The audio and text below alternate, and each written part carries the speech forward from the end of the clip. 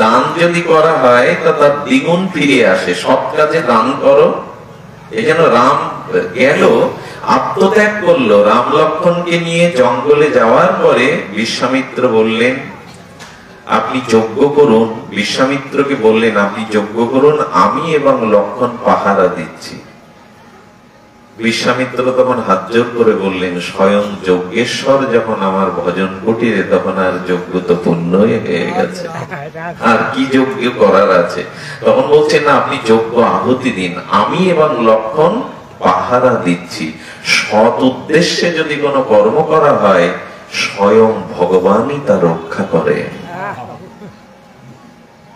সৎ কোন উদ্দেশ্যে যে যজ্ঞ করা হয় তার সর্বাধিক রক্ষাকর্তা রূপে ভগবান দুয়ারে দাঁড়ান, এইটা দৃষ্টান্ত। কারণ আচ্ছা, এই তারকা রাক্ষসীকে বিশ্বামিত্র অগ্নি দ্বারা ভস্ম করতে পারতেন না, এরকম তো অবস্থাটা ছিল না? কথা বলুন, ছিল। বিশ্বামিত্র সাধারণ ঋষি নন, উনি চাইলেই আর একটা স্বর্গ করেছিলেন জানেন। বিশ্বামিত্র তপস্যার দ্বারা দ্বিতীয় স্বর্গ তৈরি করেছিলেন, এমন বড় তপস্যার বল ছিল। তিনি মানলেন না কেন? তিনি মানলেন না এই কারণে যজ্ঞ করতে গেলে, সৎ কাজ করতে গেলে যদি ক্রোধ করি, কাউকে ধ্বংস করি, তাহলে সেই যজ্ঞ সম্পূর্ণ সাত্বিক হবে না। তাই আমার হাতে ওরা মরলে, আমার ক্রোধে আমার ভজন নষ্ট হবে, যজ্ঞ নষ্ট হবে, কিন্তু ওদের অকল্যাণ হবে। আমার ক্রোধের দ্বারা যদি মারি, কিন্তু স্বয়ং ভগবানের হাতেই যদি ওরা বধ হয়, ওরা মুক্তি পাবে, ওরা সাধুচ্চ মুক্তি পাবে, ওদের কল্যাণ হবে। এই জন্য এই যজ্ঞ যারা করছেন তাদের কাছে হাত জোড় করে অনুরোধ করি, এখন থেকে সংকল্প নিতে হবে, এখানে ক্রোধ করলে হবে না, আগুন হলে হবে না। যজ্ঞ সৎ উদ্দেশ্য নষ্ট হয় ক্রোধরূপ আগুনে। বিশ্বামিত্র এটা জানতেন, ঋষি তো। এই জন্য ওদের দ্বারা প্রথমে তারকাকে এক বাণে মেরেছিলেন। এই তারকাকে বধ করেছিলেন, মারিচকে তিনি এক বাণের দ্বারা পুরো লঙ্কায় ফেলে দিয়েছিলেন। এই তারকা হলো হিংসা। যজ্ঞ করতে গেলে প্রথমে হিংসাটাকে, খুব সংকেতিক, তারকা হলো হিংসায় যজ্ঞ করতে দেয় না, ঋষিদের সব বন্ধ করে দেয়। হিংসাই সবকিছু নষ্ট করে। আর এখানে মারিচ হলো লোভ। মারিচ হলো, বলছেন হিংসাকে আগে ত্যাগ করো আর লোভটাকে লঙ্কায় পাঠিয়ে দাও। জঙ্গল থেকে এক বাণে প্রভু পাঠিয়ে দিলেন, লোভকে ত্যাগ করো, তবেই না যজ্ঞ পূর্ণ হবে। কত বড় সাংকেতিক বিচার করা হয়েছে রামায়ণে। আর তৃতীয় যজ্ঞ পূর্ণ হলো কার?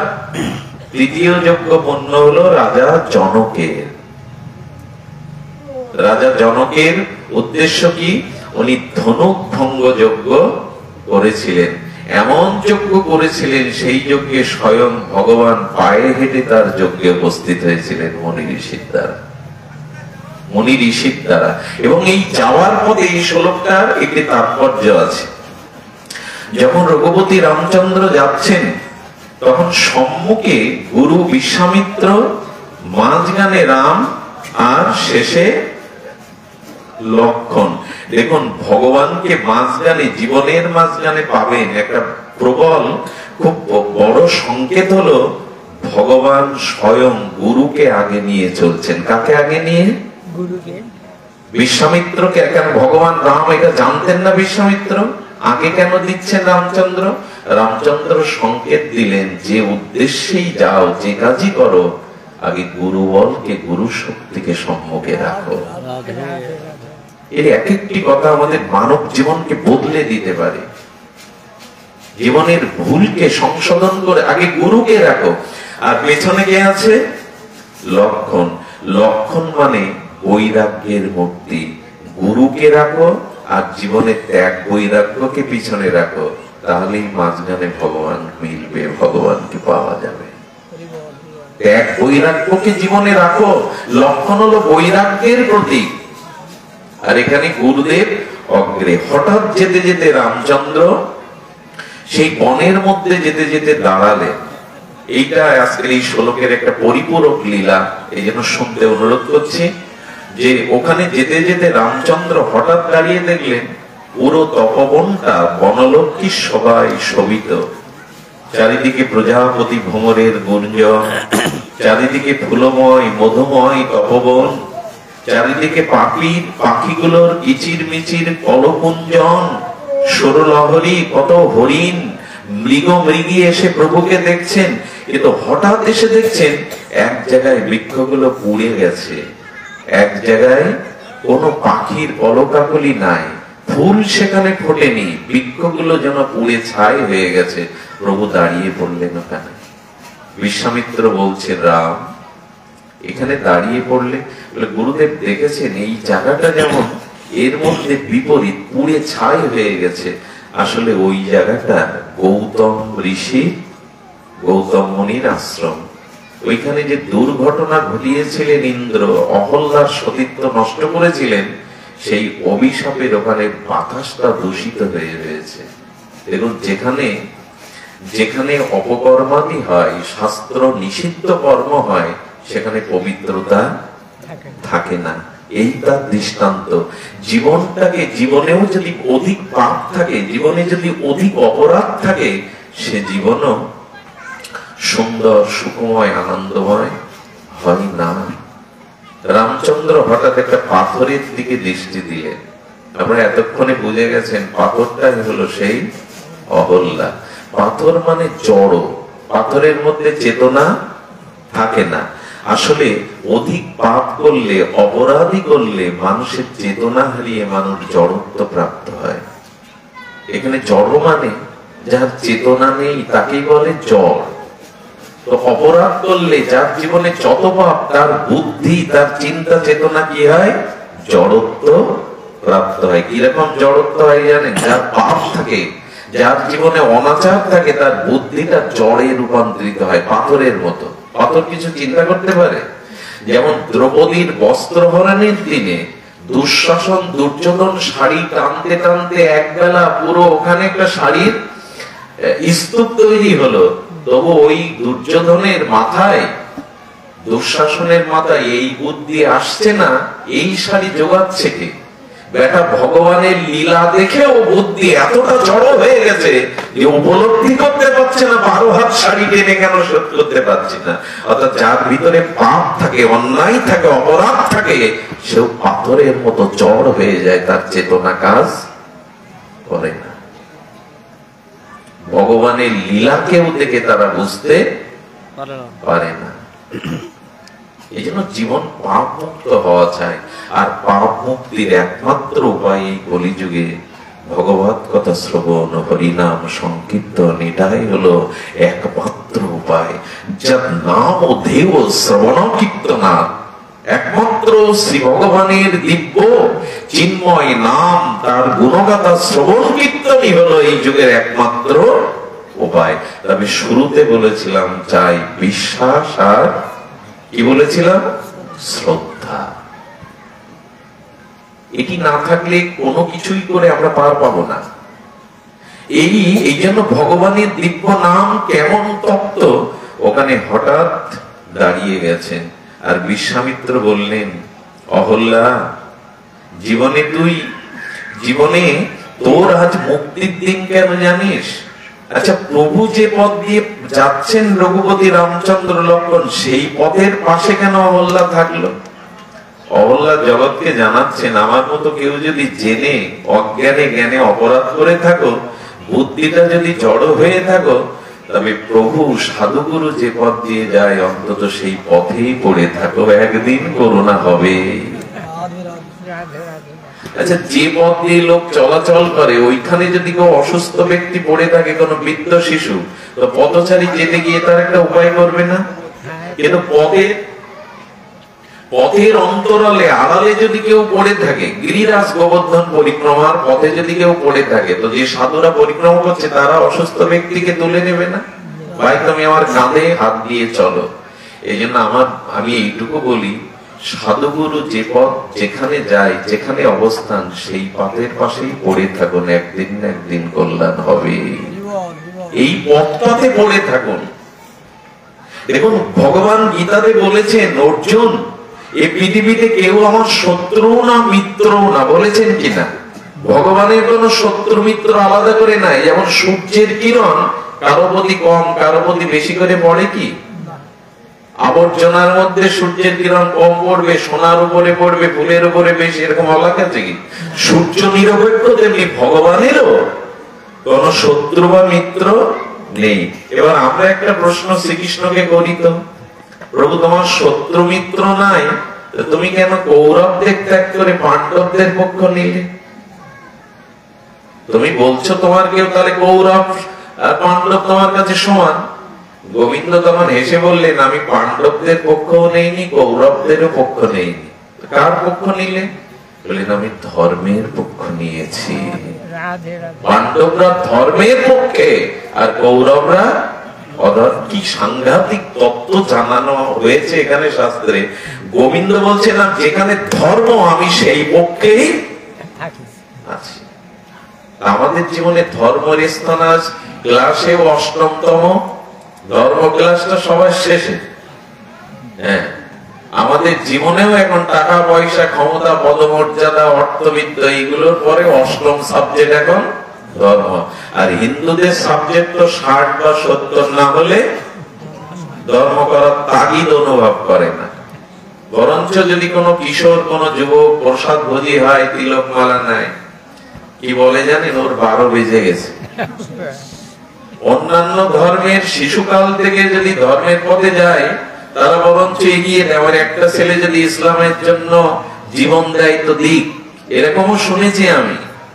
কিন্তু হিন্দু ধর্মের ছেলেরা যদি একটু প্রসাদ ভোজি হয়, মালা তিলক নেয়, একটু বৃন্দাবনে যাবে বলো, একটু সন্ন্যাস নেব বলে, তো এর 12 বেজে গেছে। এখন পর চাকরি বাকরি কর, ধর্মকর্ম বৃদ্ধ বয়সে।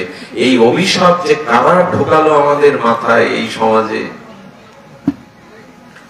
যে জাতির যুবক যুবতীরা ভাগবতে আসে না, হরিকথায় আসে না, সে জাতির কুম্ভকর্ণের ঘুম ঢাকঢোল পিটিও ভাঙানো যাবে না, জেনে নিন। এই কামালকাটি গ্রামে যদি 10টা আদর্শ যুবক ছেলে থাকে, তাহলে মন্দির মাতৃ জাতিকে জগতের রাজনৈতিক ভীষণ সময়ে তারাই গ্রামটাকে রক্ষা করতে পারে। বৃদ্ধরা পারবে না, শিশুরা পারবে না। ওই তারা যেখানে একটাও নেই। যাদের এই কথাগুলো শোনার দরকার, যারা জাতির মেরুদণ্ড, যারা সমাজকে রক্ষা করবে, এখানে আমি আর তাদের আনতে পারিনি। হিন্দুর পূজা পার্বণ, যাগযজ্ঞ কিছু মনে করবে না, কীর্তন যজ্ঞ সামনে বৃদ্ধ বৃদ্ধরাই বেশি বসে। আচ্ছা, মন্দিরে যখন আপনি ফুল নিয়ে যান, তখন বাসি ফুল নিয়ে যান?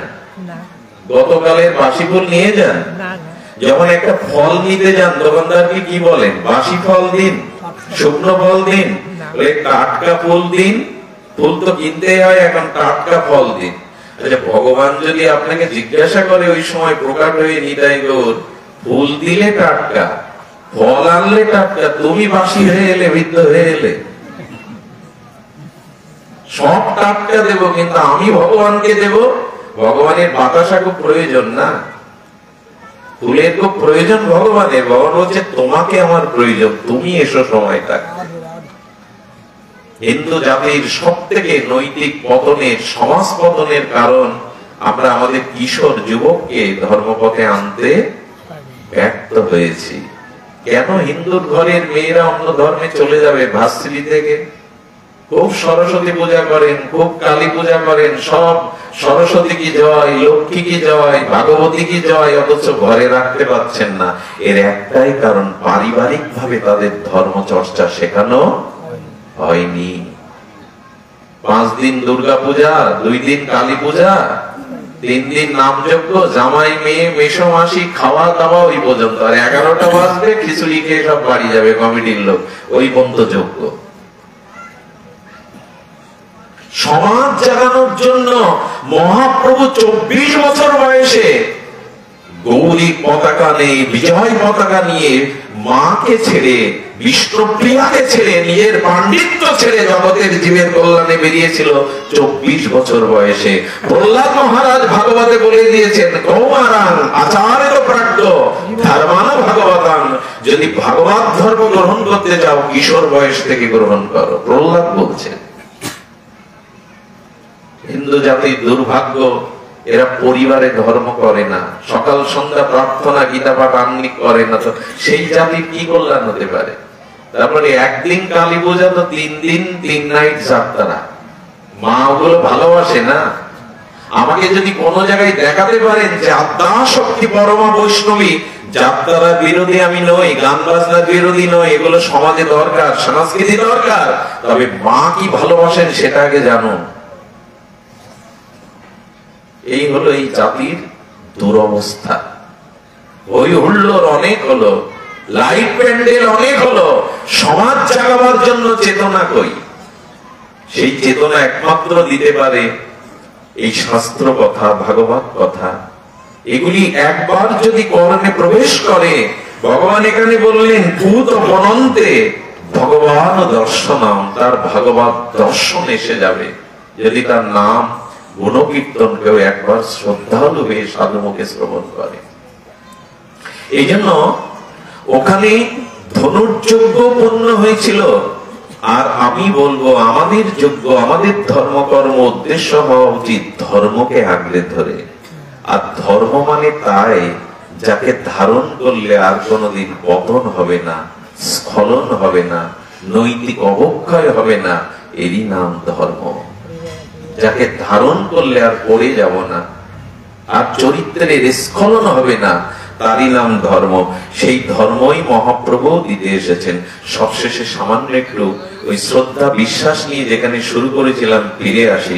খুব মার্মিক একটি তত্ত্ব হলো এই শ্রদ্ধা বিশ্বাস। আমি হনুমানজিকে দিয়ে শুরু করেছিলাম।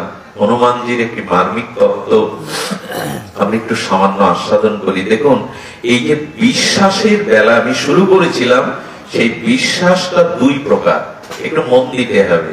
একটা হলো মানা, আর একটা হলো জানা। বিশ্বাস কয় প্রকার? 2 প্রকার। প্রথমত, শিক্ষকের কাছে যখন ছাত্র যায় তখন সে মেনে নেয়, শিক্ষক যেটা বলছেন এটা মেনে নেওয়া বিশ্বাস বেশি দিন টেকে না। জেনে যাওয়া বিশ্বাস টিকে যায়। কিরকম জানেন? ক্লাস 1 এ গিয়ে শিক্ষক পড়াচ্ছে সূর্য মামা পূর্ব দিগন্তে উদিত হয়, পশ্চিমে অস্ত যায়। মেনে নেই কিনা? আমরা নিয়েছিলাম কিনা? যখন একেবারে প্রাইমারি ছেড়ে আপনি মাধ্যমিকে গেলেন, তখন শিক্ষক আবার আলাদা পড়াচ্ছে, সূর্য ওঠেও না, সূর্য ডোবেও না, আহ্নিক গতি, বার্ষিক গতি ইত্যাদি বোঝালো। তখন এটাও মানলাম, মানা বিশ্বাস। যখন ভার্সিটিতে গেলেন তখন বললেন না, সূর্য উদয় হয় না, অস্তও যায় না, আর সূর্য কক্ষপথে এক জায়গায় স্থিত আছে, পৃথিবী সূর্যকে প্রদক্ষিণ করছে, আহ্নিক গতি বার্ষিক গতির কারণে রাত বা দিন হচ্ছে। কিন্তু ভার্সিটিতে বললো সূর্যও স্থির নয়, সূর্য তার কক্ষপথে ঘূর্ণায়মান। এগুলো হলো মানা বিশ্বাস। মানা বিশ্বাসটা সবসময় টিকে থাকে না, কখন জানা বিশ্বাসটাই টিকে থাকে। যেটা সাধু শাস্ত্রের দ্বারা আপনি জানলেন, তত্ত্ব তো জানলেন, সেই তত্ত্ব তো জানার পরে বিশ্বাস আর স্খলন হয় না। এই তত্ত্বটা জানার জন্য প্রত্যেকের জীবনে একটা জায়গায় যেতে হবে। সেই জায়গায় এই যে জানা বিশ্বাস না হলে কি হয় জানেন? এই জানা বিশ্বাসটা, তত্ত্ব বিশ্বাসটা গুরুদেবই দেন। আর গুরুদেবের কাছে না গেলে জীবনে কি হয়, আমি এই জানা এবং মানা বিশ্বাসের উপর অপূর্ব একটা দৃষ্টান্ত স্থাপন করছি, যদি আমরা গ্রহণ করি। সেটা হলো রামচন্দ্রের সঙ্গে সুর্পনখা গিয়েছিল কিনা। আচ্ছা, একটু মজার কথা দেখুন, অনুরাগ সবাই আমরা মাঝে মাঝে বলি আমার ভিতরে প্রীতি নেই, অনুরাগ নেই, বলি না আক্ষেপ করে, আমার ভিতরে ভালোবাসা প্রীতি ভগবানের প্রতি নেই। কিন্তু যার হৃদয় আছে তার ভিতরে প্রীতিও আছে। অবশ্য সেই প্রীতি সে টাকাকে, সম্পদকে, রূপকে, স্ত্রীকে দিতে পারে, হয়তো ভগবানকে দেয়নি, কিন্তু প্রীতি সবার মধ্যে। এটা কুকুরের বাচ্চাকেও কুকুর যেভাবে লালন পালন করে, তার মানে ওর হৃদয়ে প্রীতিরূপ সম্পদটা। পৃথিবীতে এমন কোন জীব নেই যার হৃদয়ে প্রীতি বা ভালোবাসা, কিন্তু সেটা প্রয়োগ করবে কোথায়, এটাই হলো বড় কথা। প্রীতি আছে, কিন্তু আমার হৃদয়ের প্রীতিটাকে আমি দিয়েছি যৌবনকে, দেহকে, স্ত্রীকে, পুত্রকে, অভিমানকে, ভগবানকে দেয়নি। আর ভগবানকে যদি প্রীতি দিতে চান, কার মতো করে দিতে হবে? আচ্ছা, শূর্পণখা তো রাক্ষসী, রামের সৌন্দর্য দেখে মোহিত হয়ে গিয়েছিল কিনা রামের কাছে? আচ্ছা, রামকে চেয়েছিল কিনা শূর্পণখা? একটু কথা বলুন। চেয়েছিল তো, সুন্দরী রূপ ধরে গেল, রাম গ্রহণ করলো না কেন? যদি ভগবানকে বলি তোমাকে তো সবাই চাইতে পারে, তোমার ভুবন ভোলানো মাধুর্য রূপ দেখে তোমার কাছে গেল শূর্পণখা, তুমি গ্রহণ করলে না কেন? সেও তো ভগবানের কাছে গেছে নাকি? গ্রহণ করলো না কেন? কোন লোহা যদি পরশপতরের কাছে যায়, তো পরশপতর বলবে কি যে আমি তোমাকে স্পর্শ করে সোনা করব না? ভাই, কি এরকম হয় কি? আচ্ছা, একজন পৃথিবীর শ্রেষ্ঠতম অপরাধী আমার মতো, সে যদি আগুন জ্বালে, তার আগুনে কিছু পড়বে না? আগুন কি এই বলবে তুমি পাপী, তোমার হাতের আগুনে আমি কাউকে পড়াবো না? আগুনের ধর্ম তো সে ক্রিয়া করবে। ভগবান তোমার কাছে যারা যায় তাদের তো কল্যাণ হয়। সাক্ষাৎ তোমাকে দর্শন করলো শূর্পণখা, সাক্ষাৎ চাইলো, কৃপা করলে না কেন? দেখুন কি সুন্দর এখানে তত্ত্ব কথা বলেছেন। এই জন্য ভগবান গ্রহণ করলেন না। রামচরিত মানসে বলছেন, আমার কাছে এলেও, আমাকে চাইলেও যদি কারো ভিতরে ছল এবং কপটতা থাকে, আমি তাকে গ্রহণ করব না। চম্বুক লোহাকে টানে বটে, কিন্তু লোহার উপরে যদি কাদা মাখানো থাকে তখন আর চম্বুক ক্রিয়া করে না। গোবিন্দ বলছেন, আমাকে পেতে গেলে শুধু চাই ওই যে বললাম বিশ্বাস, শ্রদ্ধা, সরলতা। যার মধ্যে কপটতা আছে সে আমাকে পাবে না। কারণ কপটতাটা কোথায়? ও রাক্ষসী, কিন্তু রূপ ধরে গেল যুবতী সুন্দরী। আর গিয়ে কি প্রস্তাব দিল? আমার বিবাহ হয়নি, ওর বিবাহ কিন্তু হয়েছে। অর্থাৎ ছল আর মিথ্যা নিয়েই সে ভগবানের কাছে গেল। এই জন্য ভগবান বারবার শূর্পণখার দিকে না তাকিয়ে সীতার দিকে তাকাচ্ছেন। বলেন, দেখো, কেউ যদি আমার কাছে এসো, আমি সবাইকে কোল দেই, কিন্তু ছল এবং কপটতা যার ভিতরে আছে, সে আমার কাছে আসলেও লক্ষ কোটি যোজন দূরে। ভগবানকে দেখলেই কংসের পরিবর্তন হয়েছিল? হয়েছিল? দুর্যোধনের হয়েছিল? এখন যদি শ্রীকৃষ্ণ আপনার সামনে মুরলীধারী ত্রিভঙ্গ ধাম এসে উদয় হয়, আপনার আমার কিছু হবে না যদি ছল এবং কপটতা থাকে। ভগবান দেখলেই সব হয়ে যায় না। ভগবানকে ছল কপট ত্যাগ করে সরল ভাবে উপলব্ধি করতে হয়। আচ্ছা, কুব্জাকে কেন গ্রহণ করলো কৃষ্ণ? মনে আছে? কুব্জা সিঙ্গার করবার জন্য, অর্থাৎ বিউটি পার্লার তখনও ছিল, এখনো আছে, অর্থাৎ ও ভালো করে সাজাতে পারত। কুব্জার রূপ ছিল না, কুজো কুচ্ছ্রি ছিল, কিন্তু কংসকে, ভোজরাজকে সে ফুল চন্দন দিয়ে সবাইকে সাজাতে পারে। এই যে মেয়ের বিয়ের দিনে সব আনে না, যারা খুব সুন্দর করে সাজাতে পারে। এখন তো বিউটি পার্লার রয়েছে, গ্রামের কেউ কেউ আবার খুব ভালো সাজাতেও পারে। তো কুব্জা তো কুচ্ছ্রি, সৌভাগ্য ছিল না, কিন্তু কুব্জাকে কৃষ্ণ দেখে বলল, সুন্দরী, তোমার ফুল চন্দন একটু আমার সখাদের আমাদের দাও। ভগবান চেয়ে দিলেন, ভগবান তার ফুলমালা পরলেন, এবং কুব্জাকে যে সুন্দরী বলে ডেকেছিলেন তিনি সুন্দরও করে দিলেন, তার মনোবাঞ্ছা পূর্ণ করলেন। আমার প্রশ্ন আপনাদের কাছে, শূর্পণখাও তো চাইল, কুব্জার ইচ্ছা পূর্ণ হলো, শূর্পণখার হলো না কেন?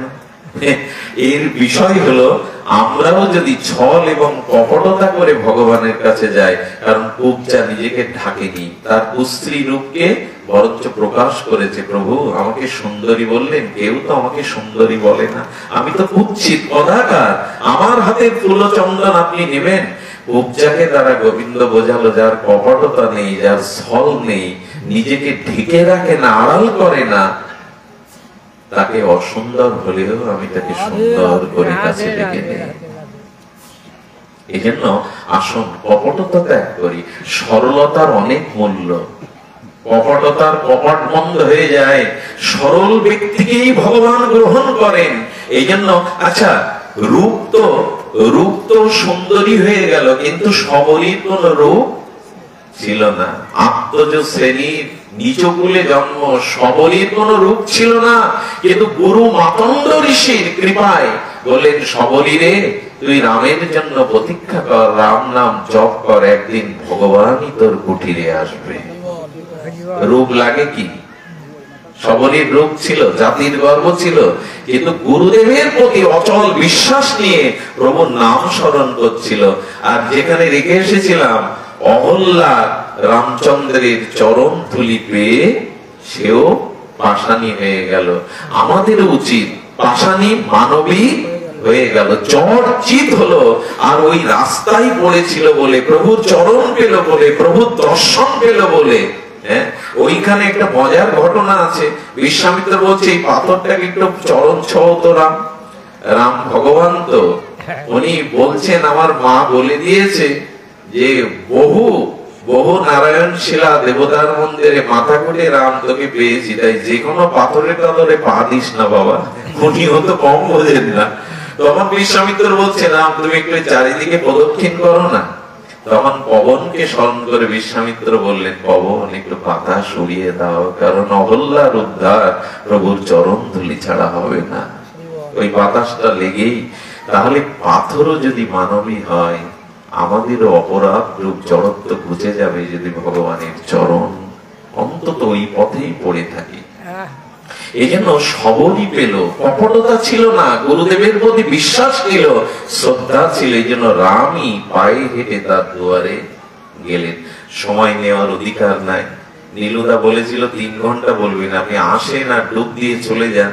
কিন্তু যেহেতু অধিবাস, মহাপ্রভুকে বিশ্রাম দিতে হবে, অধিবাস পর্বটা একটা বৃহৎ পর্ব, এই জন্য আমি আপনাদের বিশ্রাম রাখবার আগে এইটুকু বলি, আজকে শ্রী গুরুদেব এখানে আছেন, যে মানুষটা আপনাদের সামনে মনুষ্য রূপে আছেন, এই গুরুদেবের প্রতি সব সমর্পণ করে দিন। যজ্ঞের যিনি আচার্য, তার নির্দেশ, তার কথাগুলিকে সবাই মানবেন। দেখুন, সব থেকে বড় জিনিস হলো লক্ষণ যখন মেঘনাদের বামে মূর্ছিত হয়ে পড়ে গিয়েছিলেন, সেখানে লক্ষণকে রামের কোলে কে পৌঁছে দিয়েছিলেন? এই কথাটি বলেই আমার বিশ্রাম। কিন্তু এরকম কথা আমি যতবার ভেবেছি, রোমাঞ্চিত হয়েছি, যতবার ভেবেছি আমার লোকগুলো খাড়া দিয়েছে যে কেন গুরু কৃপা দরকার। হনুমানজি হলো গুরু তত্ত্ব, হনুমানজি হলো ভক্ত তত্ত্ব।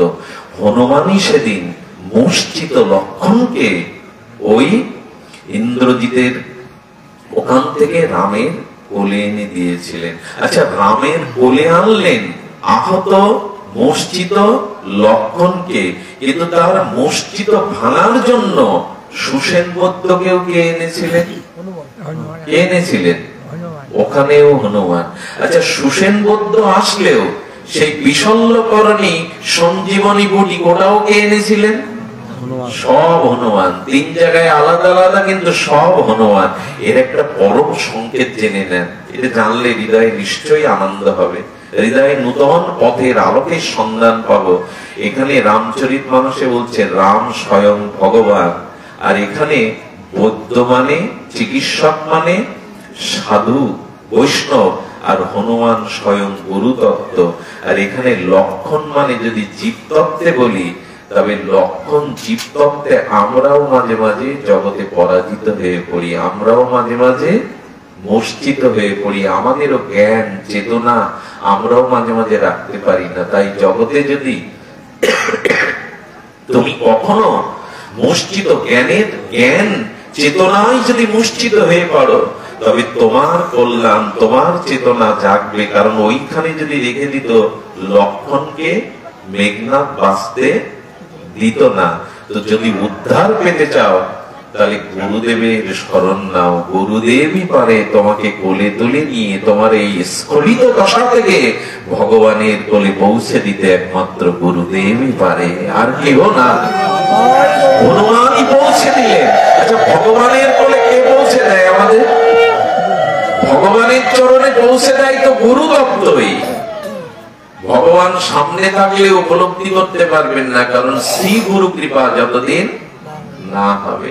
এই জন্য গুরুই হলো প্রকট, গুরুদেব হলো ভগবানের থেকে মাননীয়। ভগবান অপ্রকটে, গুরুদেব প্রকটে, তারই কৃপা মূর্তি।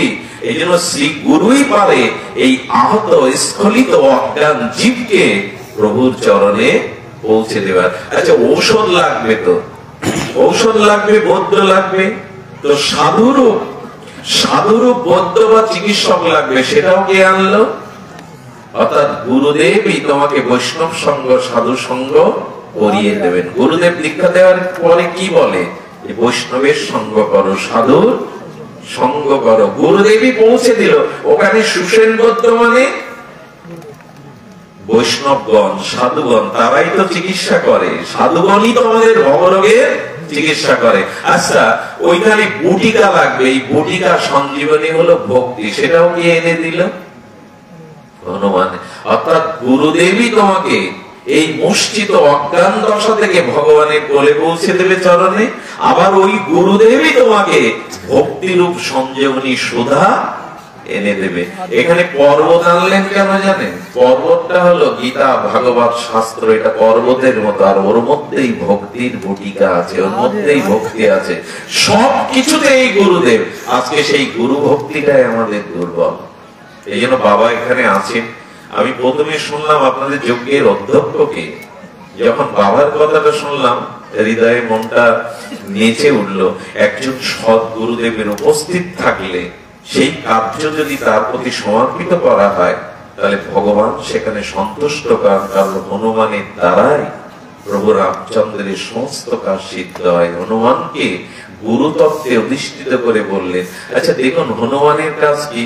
যিনি রাম দর্শনে যাচ্ছে বানররা, সবার পেছনে যাচ্ছেন হনুমান। বলে, হনুমান তুমি পেছনে কেন? সব বানররা আগে। বললেন, যারা ভগবানের পথে যায় আমি তাদের পেছনে পেছনেই যাই, যে তারা ভগবানের কাছে যাতে পৌঁছে দেয়। গুরুদেব পেছনে থেকেই সমস্ত শক্তি কৃপা দান করে যারা ভগবানের পথে যাদের যায়।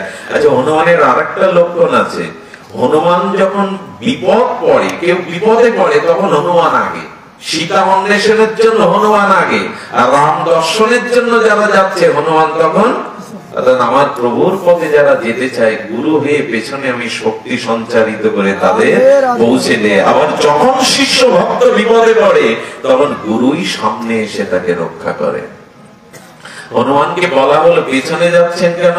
বলে, আমার পেছনে যাওয়ার আর একটা কারণ কি জানো? এই যারা সামনে ভগবত দর্শনে যাচ্ছে, রাম দর্শনে, তারা পেছন দিকে যাতে ভেগে না যায়, পিছিয়ে না পড়ে, এই জন্যই আমি পিছনে আছি। আমি কাউকে পিছাতে দেব না, আমি এগিয়েই দেব। এই জন্য গুরুর উপরে নির্ভর করে এগিয়ে যান। গুরুদেবকে যারা একবার স্মরণ করেছেন, শ্রদ্ধালু হয়ে আত্মসমর্পণ করেছেন, গুরুদেব কখনো তাকে বঞ্চিত করবেন না, স্খলন হতে দেবেন না। এই জন্য গুরুচরণে শ্রদ্ধা রেখে হরিনামকে সম্বল করে জগতের কল্যাণে ভগবানের পিতাত্বে এই যজ্ঞ সমর্পণ করুন। নিশ্চয়ই অনেকদিন পর, অনেক বছর পর আবার নূতন করে এই যজ্ঞের শুভ সূচনা হলো। গ্রামবাসীর কাছে, মা বোনদের কাছে অনুরোধ করব, শুধু আত্মীয় স্বজন নিয়ে ঘরে মাতামাতি না করে, এইখানে কাল থেকে যে প্রাণীরা আসবে তারা অতিথি, তারা নারায়ণ সম। সবার প্রতি সুব্যবহার, সেবা এবং এই যজ্ঞ যাতে সফল সম্পূর্ণ হয়, আত্মনিবেদন করে চলুন। আর আমার শেষ নিবেদনে ভগবানের নামটাকে গ্রহণ করুন, হরি কথাটাকে জীবনে গ্রহণ করুন। এটুকুই আমাদের জীবনের পরম কল্যাণ। বাবা কিছু বলবেন? বাবা দুটো কথা বাবা। বাবা নির্দেশ দিয়েছেন, বলবেন না? আজকে ওনার চরণে প্রণতি নিয়ে, গৌর গোবিন্দের চরণে এই যজ্ঞ সমর্পণ করে আজ এই শুভ সূচনা এবং অধিবাস লগ্নে আপনাদের সর্বাঙ্গীন মঙ্গল কামনা করে আজকের মতো হরি কথার এখানে বিশ্রাম। জয় শ্রী গুরু প্রেমানন্দে। সর্বে সন্তু নিরাময়া, সর্বে ভদ্রাণি পশ্যন্তু, মা কষ্টিত দুঃখভাগ হবে। জগতের সকলেই সুখী হোক, সকলেই মঙ্গল লাভ করুক, কেউ যেন দুঃখ না পায়। ওম শান্তি।